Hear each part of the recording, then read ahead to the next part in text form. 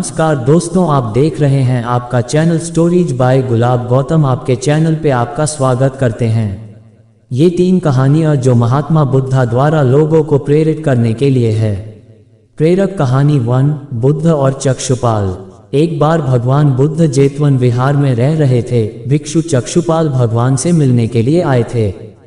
उनके आगमन के साथ उनकी दिनचर्या, व्यवहार और गुणों की चर्चा भी हुई। भिक्षु चक्षुपाल अंधे थे।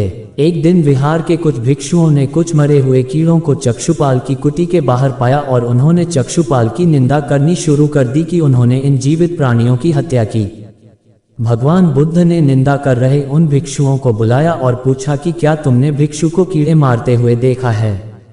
उन्होंने उत्तर दिया नहीं। इस पर भगवान बुद्ध ने उन साधकों से कहा कि जैसे तुमने उन्हें कीड़ों को मारते हुए नहीं देखा, वैसे ही चक्षुपाल ने भी उन्हें मरते हुए नहीं देखा और उन्होंने कीड़ों को जानबूझकर नहीं मारा है, इसलिए उनकी भर्त्सना करना उचित नहीं है। भिक्षुओं ने इसके बाद पूछा कि चक्षुपाल अंधे क्यों हैं? उन्होंने इस जन्म में अथवा पिछले जन्म में क्या पाप किए? भगवान बुद्ध ने चक्षुपाल के बारे में कहा कि वे पूर्व जन्म में एक चिकित्सक थे। एक अंधी स्त्री ने उनसे वादा किया था कि यदि वे उसकी आंखें ठीक कर देंगे तो वह और उसका परिवार उनके दास बन जाएंगे। स्त्री की आंखें ठीक हो गईं, पर उसने दासी बनने के भय से यह मानने से इनकार कर दिया। चिकित्सक को तो पता था कि उस स्त्री की आंखें ठीक हो गई हैं। वह झूठ बोल रही है। उसे सबक सिखाने के लिए या बदला लेने के लिए चक्षुपाल ने दूसरी दवा दी। उस दवा से महिला फिर अंधी हो गई। वह कितना ही रोई पिटी, लेकिन चक्षुपाल जरा भी नहीं पसीजा। इस पाप के फलस्वरूप अगले जन्म में चिकित्सक को अंधा बनना पड़ा।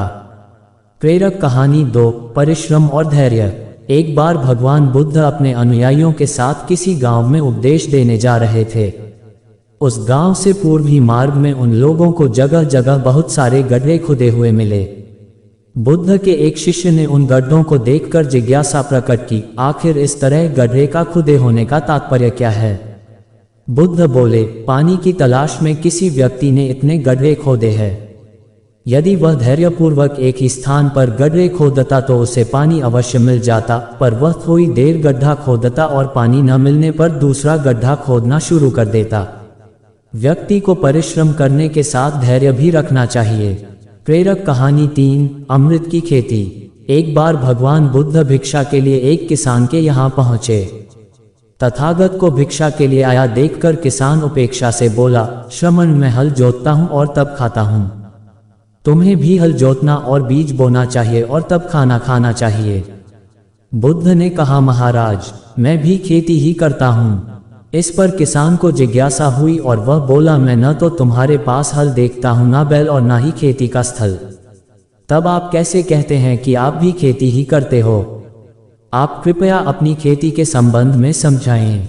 बुद्ध ने कहा, महाराज, मेरे पास श्रद्धा का बीज, तपस्या रूपी वर्षा और प्रजा रूपी जोत और हल है। पाप भीरुता का दंड है, विचार रूपी रस्सी है, स्मृति और जागरूकता रूपी हल्की फाल और पेनी है। मैं वचन और कर्म में संयत रहता हूँ।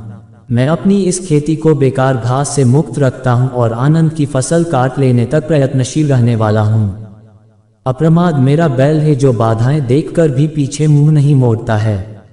वह मुझे सीधा शांति धाम तक ले जाता है। इस प्रकार मैं अमृत की खेती करता हूँ। ये कहानियाँ कैसी लगी कमेंट में ज़रूर बताएं और चैनल सब्सक्राइब करें और घंटी वाले बटन को दबाएं। वीडियो देखने के लिए धन्यवाद। जय हिंद।